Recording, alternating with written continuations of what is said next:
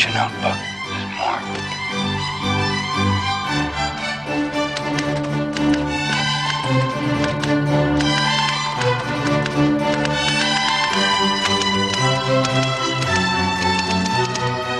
Welcome to CN Live, Season 5, Episode 11, Assange and the DC Six. 6 members of the Australian Parliament have just completed 2 days in Washington, D.C., armed with a bipartisan agenda and the backing of an entire nation as they tried to convince congressmen and state and Justice Department officials that the American pursuit of the Australian publisher Julian Assange is wrong and must be stopped. The cross-party delegation lobbied for Assange's release ahead of Australian Prime Minister Anthony Albanese's state visit to the White House at the end of October, where it is expected that Assange will be raised. The MPs who traveled to Washington were former National Party leader Barnaby Joyce, Liberal Senator Antic, Labour MP Tony Zappia, Independent MP Dr. Monique Ryan, and Greens Senators Peter Whish-Wilson and David Shoebridge. We spoke with Senator Shoebridge earlier today from Washington. David, thanks for joining us. I live in the Washington area, but I happen to be in Sydney right now, so sorry we couldn't be with you we've at traded the places. Capitol or at the DOJ. I know you can't speak specifically about who you met and what you actually discussed, but in general, were there any members of Congress or in the administration, whether that be State or Justice Department or at the White House, that showed you some openness, some understanding of the case? We saw Thomas Messi talked on camera, so he seemed to show some sympathy. But your general reception, was it merely just polite that they had to see you, but they weren't really all that interested? Or did you see some people in the administration or in Congress who understood this case and who were open to what you had to say in your argument? Well, look, we actually had a really open meetings, a series of open meetings, very positive responses from across Congress. The meetings that we had with the State Department and the Department of Justice were more on your traditional meetings. I thought they were very productive meetings. We made it very clear the broad political consensus in the Australian Parliament and the Australian people to bring Julian Assange home, made it clear that the ongoing efforts to extradite him and charge him effectively for the crime of being a journalist was damaging to our bilateral relationships. And I think they were productive meetings. But when we met with members of Congress, whether they were in the Senate or senators or Congress people, I've got to say we had a very, very positive reception. There were members of Congress from both the left and the right who were engaged in the issue, understood the very fundamental principles, the First Amendment principles, the concept of comity between our two countries, the threat to journalism more broadly. And that was both from the left and the right. And I've got to say, we've had meeting after meeting after meeting, our delegation of 6 MPs and senators from the Australian Parliament. And without exception, we had strong engagement on the issue and multiple commitments to take the cause on in Congress and the Senate. Did you go to the White House today? No, our meetings yesterday were with the State Department and with the Department of Justice. We met as well with the Australian Embassy, and I think we got an indication of strong support from the Ambassador, a former Australian Prime Minister, Kevin Rudd. I was personally impressed by his commitment to take on the project, obviously with the direction of Prime Minister Albanese, who has said very clearly that this has gone on too long and Julian should be brought home. So I've got to say, each of the meetings we had, there was a sense of a very strong commitment and a commitment to take the matter further. Kathy. Hi, David. You have a variety of opinions. Senator Whish-Wilson said it's because you're a delegation that you have different views. And that seems to be the case with Labour's Tony Zappia, very clearly asking for the pursuit of Assange's detention and the charges to be dropped by the US. Another Labour MP, Julian Hill, had previously suggested a plea deal would be Assange's best option for not spending the rest of his life in jail. And then there was mention at the end of your press conference outside the DOJ by Senator Whish-Wilson that the UK could make it easier for everyone by just saying no to his extradition.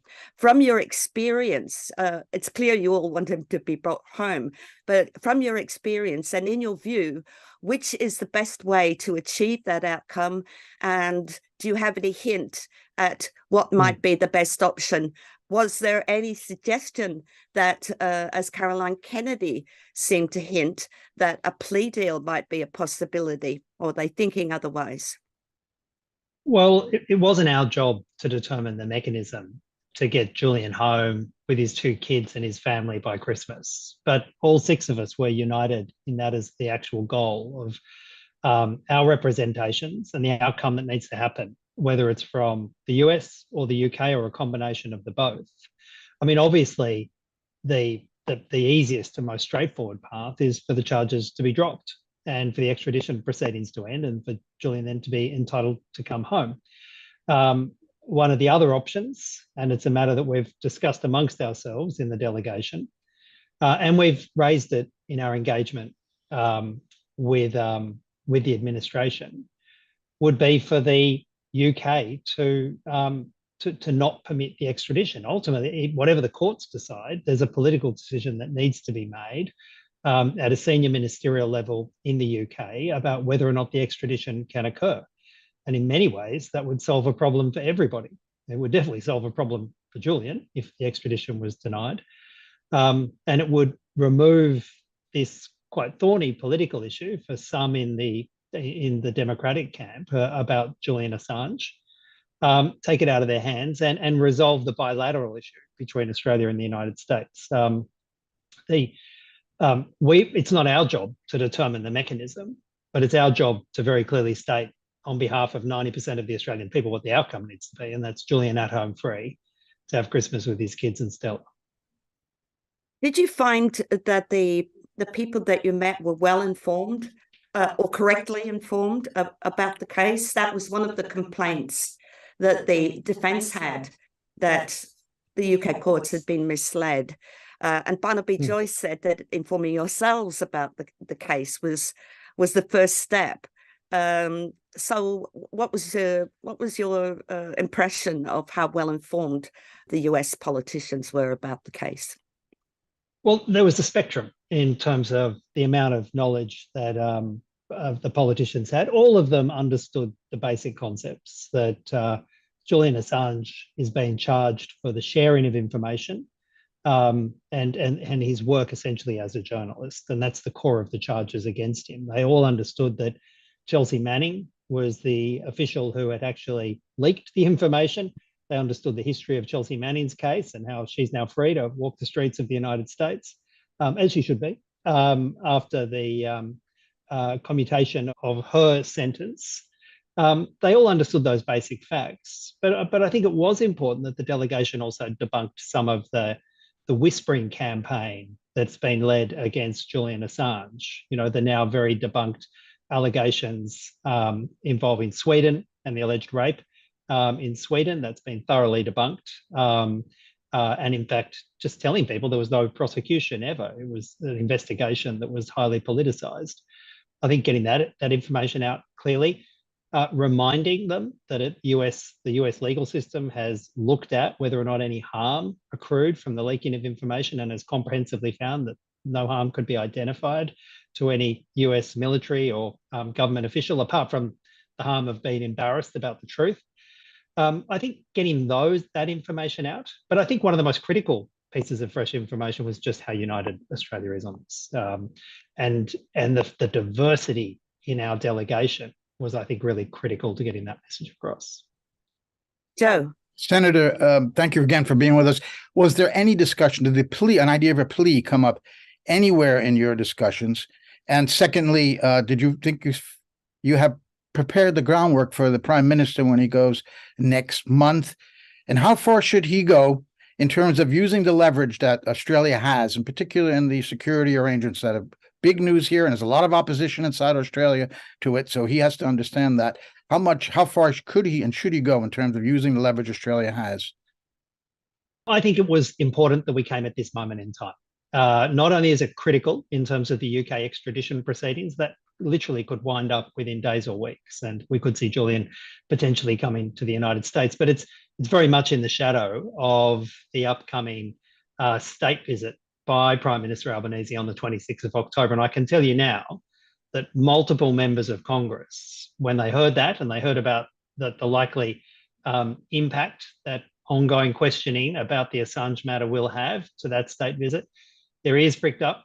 They realised that there's a moment in history here, and I think that has really forged a commitment, I hope, for broad action across the aisle here in Washington to support the broad action across the aisle in Canberra and get Julian home to his kids and his wife by Christmas. And how much leverage should the Prime Minister use, you think, in his meeting with the President? Well, we're talking about the freedom of an Australian citizen who's been persecuted for the crime of being a journalist. Of course, it should be front and centre of the meeting. It should be an issue. It's a major bilateral irritant, and it needs to be resolved. Well, last one. But Biden would not want this during a presidential campaign, this trial. Do you think that they could stretch this out for 14 more months for a decision in Britain, so it won't happen during a presidential campaign? Well, this could happen in days. Julian could be in the United States in days or weeks. This could be a First Amendment trial with most of the media stacked up against the Biden administration in the shadow of the US election campaign. That would be a disastrous outcome for the Biden administration. I can tell you it's part of the representations we made. I am sorry I have to go, but thank you very much, Senator Shoebridge, for joining us. Bye-bye. Thank you, David. Thank you. Bye. Well, Kathy, that was Senator David Shoebridge, who kindly gave us a few minutes. What did you make of his remarks to us? Very concise and very appropriate answers. And what I'm clinging to in the end was the last thing he said, that you get the impression it would be better for the Biden administration to clean this up quickly, get it out of the way, get a good outcome, and that's going to get him off to a fantastic start in his campaign. Well, I don't know how fantastic that would be, because a lot of Democrats really hate Julian Assange. They blame him for Donald Trump. We've discussed that ad nauseum on this channel and in our news pages, and we've kind of debunked that, to use a Biden administration favorite word. So I think that's why I've argued in a piece recently, why I asked Shoebridge whether he thought they could just delay this. And the U.S. has, I would think, a lot of control about what's going on in Britain in terms of whether they want this case to be decided after the campaign is over. And that would just mean another 12 months. But Shoebridge, like many other people, are saying, Gabriel Shipton and Stella Assange, that this could happen within days or weeks. He could be on a plane to the U.S. if the European Court of Human Rights can intervene. Instead, of course, there's a 2-panel judge, I believe, hearing. It's a 30-minute hearing to decide whether they will actually hear an appeal from Julian Assange, a cross appeal of the lower court's decision. The first judge said no, so this is an appeal of that decision, not to hear the appeal. If it happens, I wonder, and I'm going to ask you, Kathy, what do you thought about his answers in regard to the reception that he had? It seems like some members of Congress were informed, some of them weren't, not correctly informed, as you asked him. And really, the Congress members are important, but not that important. The real importance here is what's going on in the Department of Justice. And to a great extent, also the State Department. You'll notice that Australian politicians and American politicians and British politicians said, we can't intervene in this case. This is a legal matter only, not political, not diplomatic. Well, of course, Anthony Blinken, the top U.S. diplomat, when he was in Australia at the end of July, actually intervened in this and said, there's no way we're going to drop this case. It upset a lot of people in Australia. There was a furious backlash against that, including from some senators in the pro-Assange camp and MPs in the Australian Parliament. And after that, Caroline Kennedy came out and said, oh, we're open to a plea deal. But as we know from Craig Murray, there's been no discussion of a plea deal right now. So I was wondering, what was your impression of what we heard from Shoebridge about the level of understanding and the openness to hear the arguments that the MPs brought to these people in Washington? Well, of course, Secretary Blinken issued one of the the points that David mentioned as having debunked about enormous harm being done as a result of WikiLeaks revelations. And of course, we know that Robert Carr had actually led an investigation at the time of the Manning court-martial to try and find anybody who had been harmed by WikiLeaks or killed by WikiLeaks revelations, and he couldn't find anyone at all. In fact, in Chelsea Manning's book, readme.txt, she mentions that they were trying to show as well that what she had revealed harmed national security, and they found 2 publications, but they didn't really make that point at all, and nobody had read it. And the other thing was that well, it seems that Carr tried to mislead the court by citing a name of somebody who had been killed. Now, this name had been given by the Taliban, but as it turns out, Manning makes it clear that name wasn't mentioned at all in the revelation. So that attempt at deception had to be withdrawn, and we're left with no harm being done whatsoever. So I think that, he did make that point, David Shoebridge, that they had spent a lot of time, I assume they spent a lot of time informing themselves correctly, which has been a real problem given all of the misinformation over the last decade, and that they also spent time dispelling some of these whispers, these rumors, these lies, essentially, that the revelations and Julian Assange had caused harm. Now, just getting back to the first point that you made, I think that it's a bit of a gamble to wait so long until after the 2024 elections. It's a gamble that Julian Assange will last that long, and that because we are told by Stella that his health is continually declining. He had a stroke, and doctors for Assange, particularly Dr. Arthur Chesterfield-Evans, an Australian doctor, but also Dr. Jill Stein, an American doctor, has told us that these mini strokes are more often than not the sign that a major one is on the way. I had the impression that the UK was trying to push this through quickly, and I guess that's backed up by appeals being refused to get him off their turf before he has another stroke. So there's that kind of pressure. There's the other pressure that Stella and the world are not going to shut up about this. And the number of people, the 88% of Australian citizens, their representatives are not going to shut up about this over the next year and a half.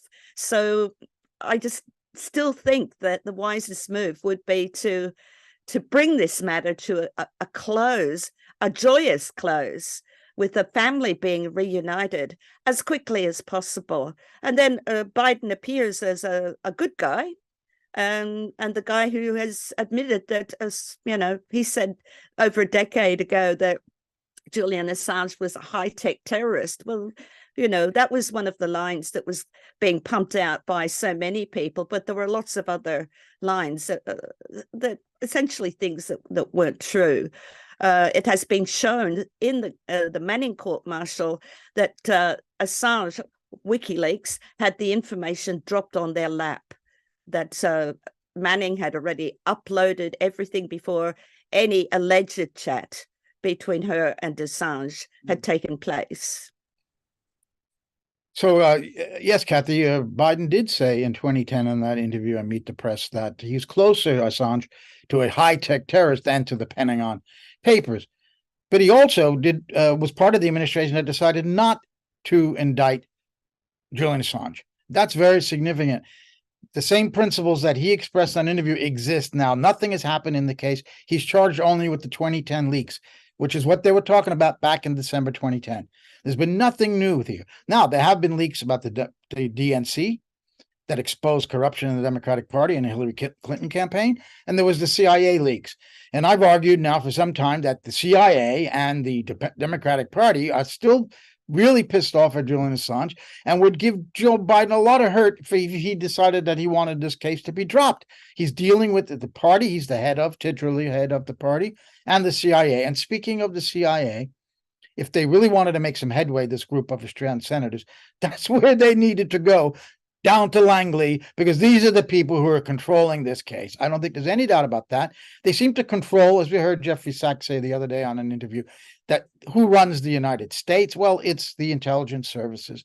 And they want a president who's going to be pliable, hopefully one who completely agrees and is an activist president for intelligence interests, which they sometimes get. But if they get a president who is doesn't know what's going on, like looks like Joe Biden, that's pretty good too. But that's where the essence of this case is, in Langley. And of course, they would never get an audience in Langley. I find it interesting they went to the State Department at all because of this fiction, as I mentioned, that this is not a diplomatic or political case. It's only a legal case.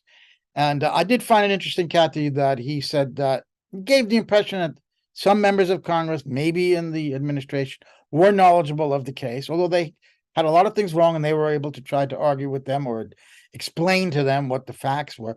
But when you heard, I think it was Peter Whish-Wilson outside the Department of Justice talk about the Statue of Liberty, or it may have been another one, but they did talk about the capital. He mentioned the capital of democracy, of the world, democracy. So I think these guys and one woman who we haven't heard from, Monique Ryan, have tried to appeal to this American mythology, that they are the democratic center of the world, that they are the beacon of hope, blah, blah, blah. The Statue of Liberty is about liberty for all and freedom and free press. First Amendment doesn't exist hardly anywhere else, anything like that enshrined in the Constitution. And I wonder if we didn't ask him about that, but if that would have a better chance of just sticking to that kind of cartoon level explanation. How could you present yourself to the world as being the defenders of all these rights and freedoms when you have a publisher in jail for publishing true information? And this is the basic case. They probably made that to them, and I don't know how receptive American politicians would be, which is why I argue that they may delay this for 14 months, because if they have that trial, that's going to be much harder to play down the fact that they are a country that's actually acting in a totalitarian way, as Peter Whish-Wilson said, in putting a publisher in jail, an Australian publisher who worked in London at the time on this case, and he's going to be in jail in the U.S. on trial. I don't see it happening. So, as far as what you said about that, Kathy, there are people who in the Assange camp, including his father, John Shipton, who has said it's a slow motion murder. They're murdering, they're killing my son. There are many people in the Assange camp who believe that they wouldn't mind, the British or the Americans, if he did die in prison. So I would eliminate that. I don't know if that's true, but it would solve a lot of problems for them. So I don't know whether that would be an issue for them in trying to stretch this out for 14 months. Well, I think another pressure and argument against going that way is that rivals of Joe Biden have already pledged to free Julian Assange. And probably the most important one is Robert Kennedy Jr. Currently in his own party. This is really rising to world prominence with world leaders talking about it. Lula from Brazil talked about it in the United Nations General Assembly. And so the volume is getting too loud. American people have got to live with, he can't run a campaign of hate for free speech for 18 months. And just because Julian Assange is in a British prison and not in an American prison, I don't think that's going to make any difference. There's also Marianne Williamson as well. And Ramaswamy, I think his name is the Republican candidate, another rival of Biden, who has... the other thing is that, as you said before, Biden was vice president at a time when the Obama administration did not want to prosecute Julian Assange because of the New York Times problem. That is not going to go away. And you've still got this problem that more and more legacy journalists are becoming, and mainstream journalists are becoming aware of, that they are next. And then there's other issues about censorship as well. I mean, the First Amendment is really under debate at the moment. It seems to be in crisis with this prosecution of Julian Assange, and also about this rigid, tight control of free speech in terms of reporting. Missouri versus Biden case as well, where we see that a court, Fifth Circuit Court, actually has upheld an injunction against members of the administration, named members, not to communicate with social media companies to tell them to shut down people's accounts. You're absolutely right. That's front and center. There could be impeachment early next year. Trump will be on trial. Will they be able to fit in Julian Assange on trial in the Eastern District of Virginia in Alexandria? That's why I think this thing is going to be stretched out. They're not going to let him go, and they can't put him on trial. But they can have the British courts decide to hold off on this hearing for a few more months, and then to hold off on their decision. But anyway, that's my guess. But everybody else is saying it's going to happen imminently. I just don't see, unless they want him here now. But this trial wouldn't begin until next year. That's the thing. He'll show up in court. He'll be arraigned the next day, or if it's the weekend, the next Monday. And then we won't hear about it for months, because we'll then enter a process of writing briefs back and forth. I'm sure Assange's lawyers will put a brief to dismiss this case based on probably First Amendment principles and all the other issues that came up in that cross appeal that the British High Court probably won't let them appeal. Those could become issues again in the lawyers' briefs if Julian winds up in a courtroom in in Alexandria, that they will say, look, this is a First Amendment issue. There's a Fifth Amendment issue here, as our writer Bruce Affron pointed out, that it was not clear. It was written in the law that if he published this, that he could be prosecuted for this. So that will go back and forth, and that would be happening if he's extradited now. The trial could begin in the summer of next year, right in the thick of this campaign. Don't see it happening. But Kathy, I'm just going to ask you if you have any final words, because then we'll leave it here. Yeah, so maybe it could go that way. A decision might be made to try and stretch it out. It's going to be difficult. Or Biden could decide to run on a campaign of that's more humane. That I mean, I've just watched the program with Stella Assange and Chris Hedges about Belmarsh Prison.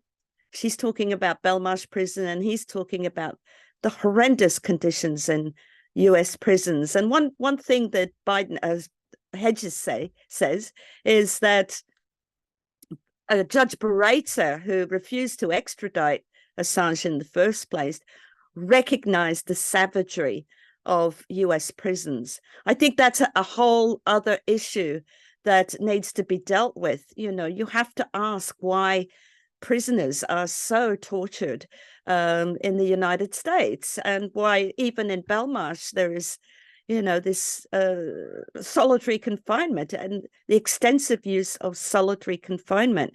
So there's that side of things. And of course, there's also Biden also convincing the American people on these principles, on their better half, their superego, if you like, compared to the id, CIA id in the basement, that, you know, this is the image America has of itself, and now it's got to live up to it. And that means protecting the First Amendment.